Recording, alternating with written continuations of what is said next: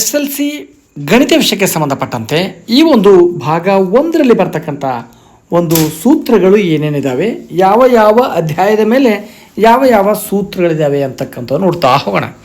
ಮೊದಲಿಗೆ ಮೊದಲ ಅಧ್ಯಾಯ ಒಂದು ವಾಸ್ತವ ಸಂಖ್ಯೆಗಳು. ವಾಸ್ತವ ಸಂಖ್ಯೆಯಲ್ಲಿ ಬರ್ತಕ್ಕಂಥ ಪ್ರಮುಖ ಸೂತ್ರ ಅಂತ ಹೇಳಿದ್ರೆ ಇಲ್ಲಿ ನಮಗೆ ಯೂಕ್ಲಿಡನ ಭಾಗಾಕಾರದ ಅನುಪ್ರಮೇಯ ಬರುತ್ತೆ. ಏನಿದೆ ಭಾಗಾಕಾರದ ಒಂದು ಅನುಪ್ರಮೇಯ ಅಂತಂದರೆ ಯುಕ್ಲಿಡ್ಗೆ ಸಂಬಂಧಪಟ್ಟಂತೆ A = B × Q + R ಅಂತಕ್ಕಂಥದ್ದು. ಅಲ್ಲದೆ ಇನ್ನೊಂದು ಪ್ರಮುಖವಾಗಿರ್ತಕ್ಕಂಥದ್ದು ಅಂದರೆ ಎರಡು ಸಂಖ್ಯೆಗಳು ಕೊಟ್ಟಾಗ ಆ ಸಂಖ್ಯೆಗಳ ಗುಣಲಬ್ಧವು ಆ ಸಂಖ್ಯೆಗಳ ಮಸ ಮತ್ತು ಲಸಗಳ ಗುಣಲಬ್ಧಕ್ಕೆ ಸಮನಾಗಿರುತ್ತದೆ ಅಂತಕ್ಕಂಥದ್ದು. ಎ ಮತ್ತು ಬಿಗಳ ಮಸ ಮತ್ತು ಎ ಮತ್ತು ಬಿಗಳ ಲಸಗಳ ಗುಣಲಬ್ಧವು ಆ ಒಂದು ಸಂಖ್ಯೆಗಳ ಗುಣಲಬ್ಧಕ್ಕೆ ಸಮನಾಗಿರುತ್ತದೆ. ಅದನ್ನೇ ನಾವು H × L = A × B ಎಂದು ಕೂಡ ಬರೆಯಬಹುದಾಗಿದೆ. ಇದು ಈ ವಾಸ್ತವ ಸಂಖ್ಯೆಗಳಲ್ಲಿ ಬರ್ತಕ್ಕಂಥ ಸೂತ್ರಗಳಾಗಿವೆ. ನಂತರ ಎರಡನೇ ಅಧ್ಯಾಯ ಬಹುಪದೋಕ್ತಿಗಳು. ಬಹುಪದೋಕ್ತಿಗಳಲ್ಲಿ ನಾವು ಘಾತಗಳನ್ನು ನೋಡಿ ಬರೆಯುವುದಿರ್ತದೆ. ಅಂದರೆ ಸ್ಥಿರ ಬಹುಪದೋಕ್ತಿಯ ಘಾತ 0 ಆಗಿದ್ದರೆ ರೇಖಾತ್ಮಕ ಸಮೀಕರಣದ ಒಂದು ಘಾತ 1 ಆಗಿರ್ತದೆ. ವರ್ಗ ಬಹುಪದೋಕ್ತಿಯ ಘಾತ 2 ಆಗಿದ್ದೇ ಆದರೆ ಘನ ಬಹುಪದೋಕ್ತಿಯ ಘಾತ 3 ಆಗಿರುತ್ತದೆ. ಅಲ್ಲದೆ ರೇಖಾತ್ಮಕ ಬಹುಪದೋಕ್ತಿಯ ಆದರ್ಶ ರೂಪ ಯಾವ ರೀತಿಯಲ್ಲಿ ಇರುತ್ತದೆ ಅಂದರೆ AX + C = 0 ಅಂತ ಕೂಡ ನಾವು ಹೇಳ್ಬೋದು. ಇಲ್ಲಿ ಎ ಯ ಬೆಲೆ 0 ಆಗಿರುವುದಿಲ್ಲ. ಹಾಗಾಗಿ ಇದರ ಶೂನ್ಯತೆ ಏನಾಗಿದೆ ಅಂದರೆ ಒಂದೇ ಒಂದು ಬರುತ್ತದೆ. ಏಕೆಂದರೆ ಘಾತ 1 ಇದ್ದಾಗ ಎಷ್ಟು ಘಾತಗಳಿರ್ತವೆ ಅಷ್ಟು ಶೂನ್ಯತೆಗಳು ಬರ್ತವೆ. ಹಾಗಾಗಿ ರೇಖಾತ್ಮಕ ಬಹುಪದೋಕ್ತಿಯ ಒಂದು ಘಾತ 1 ಆಗಿರೋದ್ರಿಂದ ಇಲ್ಲಿ ಶೂನ್ಯತೆ 1 ಆಗಿದೆ. ಅದು α = -b/a ಅಂತಕ್ಕಂಥದ್ದು. ನಂತರದಲ್ಲಿ ವರ್ಗ ಬಹುಪದೋಕ್ತಿಯ ಆದರ್ಶ ರೂಪವನ್ನು ನಾವು ನೋಡಿದ್ದೇ ಆದರೆ ax² + bx + c ಸಮನಾಗಿದೆ 0. ಇಲ್ಲೂ ಕೂಡ ಎ ಯ ಬೆಲೆಯು 0ಗೆ ಸಮನಾಗಿರುವುದಿಲ್ಲ. ಇಲ್ಲಿ ವರ್ಗ ಬಹುಪದೋಕ್ತಿ ಆಗಿರುವುದರಿಂದ ಇಲ್ಲಿ ಎರಡು ಮೂಲಗಳು ಬರ್ತವೆ. ಒಂದು ಆಲ್ಫಾ, ಇನ್ನೊಂದು ಬೀಟಾ ಅಂತ ಹೇಳಿದಾಗ ಆ ಆಲ್ಫಾ ಮತ್ತು ಬೀಟಾಗಳ ಒಂದು ಮೊತ್ತವನ್ನು ನೋಡಿದಾಗ ಶೂನ್ಯತೆಗಳ ಮೊತ್ತವನ್ನು ನೋಡಿದಾಗ -b/a ಅಂತಕ್ಕಂಥದ್ದು ಮತ್ತು ಶೂನ್ಯತೆಗಳ ಗುಣಲಬ್ಧವನ್ನು ನೋಡಿದಾಗ α × β = c/a. ಸೊ ಸಿ ಅಂದರೆ ಸ್ಥಿರ ಪದ, ಎ ಅಂದರೆ x² ನ ಸಹಗುಣಕ. ನಂತರದಲ್ಲಿ ಬರ್ತಕ್ಕಂಥದ್ದು ಮೂರನೇ ಒಂದು ಅಧ್ಯಾಯ ಎರಡು ಚರಾಕ್ಷರಗಳಿರುವ ರೇಖಾತ್ಮಕ ಸಮೀಕರಣಗಳ ಜೋಡಿಗಳು. ಈ ಒಂದು ಎರಡು ಚರಾಕ್ಷರ ಇರತಕ್ಕಂಥ ರೇಖಾತ್ಮಕ ಸಮೀಕರಣಗಳ ಜೋಡಿಯ ಸಾಮಾನ್ಯ ರೂಪವನ್ನು ನೋಡಿದಾಗ ತಮಗೆ ಈಗಾಗಲೇ ತಿಳಿದಿರುವಂತೆ a1x + b1y + c1 ಸಮನಾಗಿದೆ 0. ಹಾಗೂ ಇನ್ನೊಂದು ಚರಾಕ್ಷರದ್ದು ಅಂತಂದರೆ a2x + b2y + c2 ಸಮನಾಗಿದೆ 0. ಈಗ ಎರಡು ಚರಾಕ್ಷರಗಳನ್ನು ಕೊಟ್ಟಾಗ ಆ ಚರಾಕ್ಷರಗಳನ್ನು ಹೋಲಿಕೆ ಮಾಡಿಕೊಂಡು ಇದು ಎಂಥ ರೀತಿಯ ನಕ್ಷೆಗಳನ್ನು ರಚಿಸಲು ಸಾಧ್ಯವಿದೆ ಅಂತಕ್ಕಂಥದ್ದು ಮತ್ತು ಎಷ್ಟು ಪರಿಹಾರಗಳಿದ್ದಾವೆ ಅಂತಕ್ಕಂಥದ್ದು ಮತ್ತು ಅದು ಎಂಥ ಜೋಡಿಯಾಗಿದ್ದೇವೆ ಅಂತಕ್ಕಂಥದ್ದನ್ನು ನಾವು ಹೋಲಿಕೆ ಮಾಡಿ ನೋಡಬೇಕಾಗುತ್ತೆ. ನೋಡಿ, ಹೋಲಿಕೆ ಮಾಡಿದಾಗ ನಕ್ಷೆಯ ಸ್ವರೂಪ, ಸಮೀಕರಣಗಳ ವಿಧ ಮತ್ತು ಪರಿಹಾರಗಳ ಸಂಖ್ಯೆಯನ್ನು ನೋಡಿದಾಗ ಮೊದಲಿಗೆ a1/a2 ≠ b1/b2 ಆದಾಗ ಅದು ಛೇದಿಸ್ತಕ್ಕಂಥ ರೇಖೆಯಾಗಿದ್ದಾವೆ. ನಕ್ಷೆಯಲ್ಲಿ ಹಾಕಿದಾಗ ಅದು ಛೇದಿಸ್ತಕ್ಕಂಥ ರೇಖೆಯಾಗಿದ್ದು ಅದು ಸ್ಥಿರ ಜೋಡಿಯನ್ನು ಹೊಂದಿರ್ತವೆ. ಮತ್ತು ಇದಕ್ಕೆ ಪರಿಹಾರಗಳು ಇದ್ದಾವೆ. ಒಂದು ಪರಿಹಾರ ಇದೆ ಅಂತ ನಾವು ಹೇಳ್ಬೋದು. ಇನ್ನೊಂದು ನೋಡಿದಾಗ a1/a2 = b1/b2 ≠ c1/c2. So a1/a2 ಮತ್ತು b1/b2 ಬೆಲೆಗಳು ಸಮನಾಗಿದ್ದಾಗ, ಎರಡು ಬೆಲೆಗಳು ಮಾತ್ರ ಸಮನಾಗಿದ್ದಾಗ ಅದು ಸಮಾಂತರವಾಗಿರ್ತಕ್ಕಂಥ ರೇಖೆಯಾಗಿದ್ದು ಅದು ಅಸ್ಥಿರ ಜೋಡಿಯಾಗಿರುತ್ತದೆ ಮತ್ತು ಇದಕ್ಕೆ ಯಾವುದೇ ಪರಿಹಾರಗಳಿರುವುದಿಲ್ಲ. ಹಾಗಾಗಿ ಇನ್ನು ಒಂದು ಕೊನೆಯದು ಮೂರನೆಯದ್ದು a1/a2 = b1/b2 = c1/c2. ಅಂದರೆ ಮೂರು ಬೆಲೆಗಳು ಪರಸ್ಪರ ಸಮನಾಗಿದ್ದಾಗ ಅದು ಐಕ್ಯಗೊಳ್ತಕ್ಕಂಥ ರೇಖೆಯಾಗಿದ್ದು ಅದು ಅವಲಂಬಿತ ಸ್ಥಿರ ಜೋಡಿಯನ್ನು ಹೊಂದಿರುತ್ತದೆ. ಇದಕ್ಕೆ ಅಪರಿಮಿತವಾಗಿರ್ತಕ್ಕಂಥ ಒಂದು ಪರಿಹಾರಗಳು ಇರುತ್ತವೆ. ಏಕೆಂದರೆ ಇದು ಐಕ್ಯವಾದಾಗ ಅನೇಕ ಪರಿಹಾರಗಳು ಇಲ್ಲಿ ಉಂಟು ಮಾಡುತ್ತದೆ ಅಂತ ನಾವು ಹೇಳ್ಬೋದು. ಇದನ್ನು ಹೋಲಿಕೆ ಮಾಡಿ ನೋಡಿದಾಗ ನಮಗೆ ಇಲ್ಲಿ ಒಂದು ಅಂಕದ ಪ್ರಶ್ನೆಗಳಲ್ಲಿ ಇಲ್ಲಿ ಬರಬಹುದು ಅಂತಕ್ಕಂಥದ್ದು. ನಂತರದಲ್ಲಿ ವರ್ಗ ಸಮೀಕರಣಗಳು. ವರ್ಗ ಸಮೀಕರಣದ ಆದರ್ಶ ರೂಪ ತಮಗೆ ಈಗಾಗಲೇ ಗೊತ್ತಾಗಿದೆ. ax² + bx + c ಅಂತಕ್ಕಂಥದ್ದು ವರ್ಗ ಸಮೀಕರಣದ ಆದರ್ಶ ರೂಪವಾಗಿದ್ದೆ. ಆದರೆ ಇದರ ಮೂಲೆಗಳನ್ನು ನೋಡಿದಾಗ ವರ್ಗ ಅಂದಾಗ ಘಾತ 2 ಇದೆ, ಇದರ ಮೂಲೆಗಳು 2 ಬರ್ತವೆ. ಅದು ಯಾವುದು ಅಂತಂದಾಗ x ಸಮನಾಗಿದೆ -b ± √b² - 4ac / 2a ಅಂತಕ್ಕಂಥದ್ದು.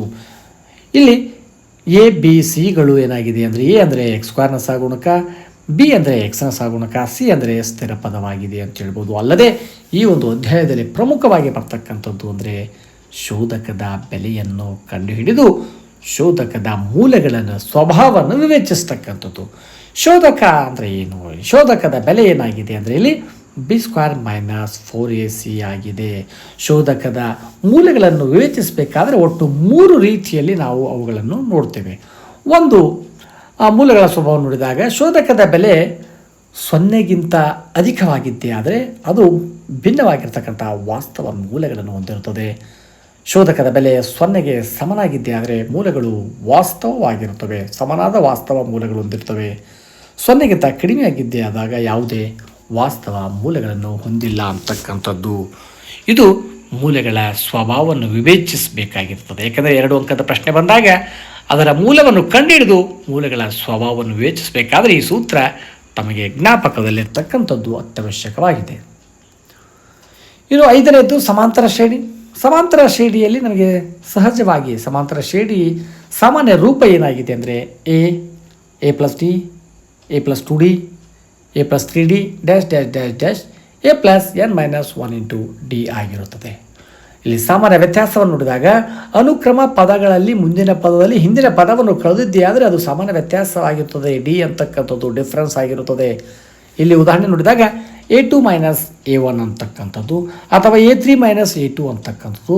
ಹೀಗೆ ತಾವು ಯಾವುದಾದ್ರೂ 2 ಅನುಕ್ರಮ ಪದಗಳಲ್ಲಿ ಮುಂದಿನ ಪದಗಳಲ್ಲಿ ಹಿಂದಿನ ಪದವನ್ನು ಕಳೆದಿದ್ದೇ ಆದರೆ ನಮಗೆ ಸಾಮಾನ್ಯ ವ್ಯತ್ಯಾಸ ಕಾಮನ್ ಡಿಫ್ರೆನ್ಸ್ ಡಿ ದೊರೆಯುತ್ತದೆ. ಮತ್ತು ಎನ್ನೇ ಪದವನ್ನು ಕಂಡಿದ್ದು ಸಮಾಂತರ ಶ್ರೇಣಿಯ ಎನ್ನೇ ಪದವನ್ನು ಕಂಡಿಡಬೇಕಾದರೆ ಫಾರ್ಮುಲಾ ಏನಿದೆ ಅಂದರೆ A N is equal to A plus n minus 1 into D.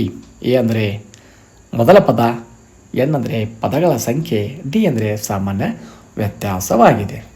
ಮತ್ತು ಸಮಾಂತರ ಶ್ರೇಣಿಯಲ್ಲಿ ಮೊತ್ತವನ್ನು ಕಂಡುಹಿಡಿಯಬೇಕಾದರೆ ಒಟ್ಟು 3 ಸೂತ್ರಗಳು ಬರ್ತವೆ. ಮೊದಲ ಪದ ಮತ್ತು ಸಾಮಾನ್ಯ ವ್ಯತ್ಯಾಸವನ್ನು ಕೊಟ್ಟಾಗ ಸಮಾಂತರ ಶ್ರೇಣಿಯ ಎನ್ ಪದವನ್ನು ಕಂಡಿರ್ತಕ್ಕಂಥ ಸೂತ್ರ so S N is equal to n/2 into bracket 2a plus n minus 1 into D ಆಗಿದೆ. ಇನ್ನು ಮೊದಲ ಪದ ಮತ್ತು ಕೊನೆಯ ಪದವನ್ನು ಕೊಟ್ಟಾಗ ಮೊದಲ ಪದ ಎ, ಕೊನೆಯ ಪದ ಎಲ್ ಅಂತ ಕೂಡ ಹೇಳ್ಬೋದು, ಎ ಎನ್ ಅಂತ ಕೂಡ ಹೇಳ್ಬೋದು. ಹಾಗಾಗಿ S N is equal to n/2 into bracket A plus L ಅಂತಕ್ಕಂಥದ್ದು. ಅಲ್ಲದೆ ಸ್ವಾಭಾವಿಕ ಸಂಖ್ಯೆಗಳ ಮೊತ್ತವನ್ನು ಕಂಡುಹಿಡಬೇಕಾದರೆ S N is equal to N into bracket n plus 1/2 ಅಂತಕ್ಕಂಥದ್ದು. ಒಟ್ಟಾರೆಯಾಗಿ ಇಲ್ಲಿ ನಮಗೆ 3 ಸೂತ್ರಗಳು ಒಂದು ಮೊತ್ತವನ್ನು ಕಂಡುಹಿಡಿಯಲು ನಮಗೆ ಬರ್ತವೆ. ಅಲ್ಲದೆ ಒಂದು ಮಾಧ್ಯಮವನ್ನು ಕಂಡುಹಿಡಬೇಕಾದ್ರೆ ಸಮಾಂತರ ಮಾಧ್ಯಮವನ್ನು ಕಂಡುಹಿಡಬೇಕಾದ್ರೆ ಎ ಬಿ ಸಿ ಅಂತಕ್ಕಂಥದ್ದು 3 ಸಮಾಂತರ ಶ್ರೇಣಿ ಇದ್ದರೆ ಬಿ ಅಂತಕ್ಕಂಥದ್ದು ಮಧ್ಯ ಆಗಿರುತ್ತದೆ, ಸಮಾಂತರದ ಮಾಧ್ಯವಾಗಿರುತ್ತದೆ. So B is equal to A plus c/2 ಅಂತಕ್ಕಂಥದ್ದು. ನಂತರದಲ್ಲಿ ನಿರ್ದೇಶಾಂಕ ರೇಖಾಗಣಿತದಲ್ಲಿ ಬರ್ತಕ್ಕಂಥ ಪ್ರಮುಖ ಸೂತ್ರ ಅಂದರೆ ದೂರ ಸೂತ್ರ, ಮಧ್ಯಬಿಂದು ಸೂತ್ರ ಮತ್ತು ಭಾಗ ಪ್ರಮಾಣ ಸೂತ್ರಗಳು ಅಂತ ಹೇಳ್ಬೋದು. ಮೊದಲಿಗೆ ದೂರ ಸೂತ್ರವನ್ನು ತೆಗೆದುಕೊಂಡಾಗ x1 y1 ಮತ್ತು x2 y2 ಬಿಂದುಗಳ ನಡುವಿನ ದೂರ ಸೂತ್ರವನ್ನು ತೆಗೆದುಕೊಂಡಾಗ D is equal to square root of x2 minus x1 whole square plus y2 minus y1 whole square ಅಂತಕ್ಕಂಥದ್ದು. ಒಂದೊಮ್ಮೆ ಮೂಲ ಬಿಂದುಗಳು 0 ಆದಾಗ ಆಗ ದೂರವನ್ನು ಕಂಡುಹಿಡಬೇಕಾದ್ರೆ D is equal to square root of X square plus Y square ಅಂತಕ್ಕಂಥದ್ದು. ಅಲ್ಲದೆ ಭಾಗ ಪ್ರಮಾಣದ ಸೂತ್ರವನ್ನು ತೆಗೆದುಕೊಂಡಾಗ ಪಿಯ ನಿರ್ದೇಶಾಂಕಗಳು ಎಕ್ಸ್ ಮತ್ತು ವಾಯ್ಗಳಾಗಿದ್ದಾಗ ಆಗ ಭಾಗ ಪ್ರಮಾಣದ ಸೂತ್ರ ಏನಾಗಿದೆ ಅಂದರೆ m1 x2 plus m2 x1 divide by m1 plus m2 ಅಂತಕ್ಕಂಥದ್ದು. ಹಾಗೆ ವೈನ ನಿರ್ದೇಶಾಂಕವನ್ನು ತೆಗೆದುಕೊಂಡಾಗ m1 y2 plus m2 y1 divide by m1 plus m2 ಅಂತಕ್ಕಂಥದ್ದು. ಅನುಪಾತ ಯಾವುದೇ ಪ್ರಮಾಣ ಯಾವುದೇ ರೀತಿಯಲ್ಲಿ ಇರ್ಬೋದು, ಎಮ್ ಮತ್ತು ಎನ್ ಪ್ರಮಾಣ ಎನ್ ಮತ್ತು ಎನ್ ಕೂಡ ಆಗಿರ್ಬೋದು. ನಂತರದಲ್ಲಿ ಇಲ್ಲಿ ನಮಗೆ ಮಧ್ಯಬಿಂದುವನ್ನು ಕಂಡಿರ್ತಕ್ಕಂಥದ್ದು x1 y1 ಮತ್ತು x2 y2 ಬಿಂದುಗಳನ್ನು ಸೇರಿಸ್ತಕ್ಕಂಥ ರೇಖಾಕಣದ ಮಧ್ಯಬಿಂದುವಿನ ನಿರ್ದೇಶಾಂಕಗಳು ನೋಡಿದಾಗ ನಮಗೆ x1 plus x2 divide by 2 y1 plus y2 divide by 2 ಅಂತಕ್ಕಂಥದ್ದು. ಇದು ಏನಾಗಿದೆ ನಮಗೆ ನಿರ್ದೇಶಾಂಕ ರೇಖಾಗಣಿತದಲ್ಲಿ ಬರ್ತಕ್ಕಂಥ ಪ್ರಮುಖ ಸೂತ್ರಗಳಾಗಿವೆ. ಹಾಗಾಗಿ ವಿದ್ಯಾರ್ಥಿಗಳೇ ಇಲ್ಲಿ ತ್ರಿಭುಜಕ್ಕೆ ಸಂಬಂಧಪಟ್ಟಂತೆ ಯಾವುದೇ ಸೂತ್ರಗಳಲ್ಲಿ ನಾವು ಹೇಳಿಲ್ಲ. ತ್ರಿಭುಜಗಳಿಗೆ ಸಂಬಂಧಪಟ್ಟಂತೆ ತಾವು ಆ ನಿರೂಪಣೆಗಳನ್ನು ನೋಡಿಕೊಳ್ಳಬಹುದಾಗಿದೆ.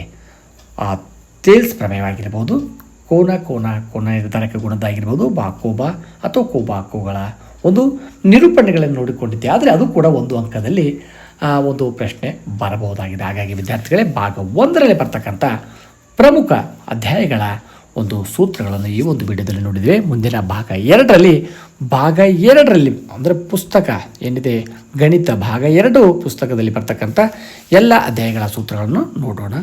ಧನ್ಯವಾದಗಳು.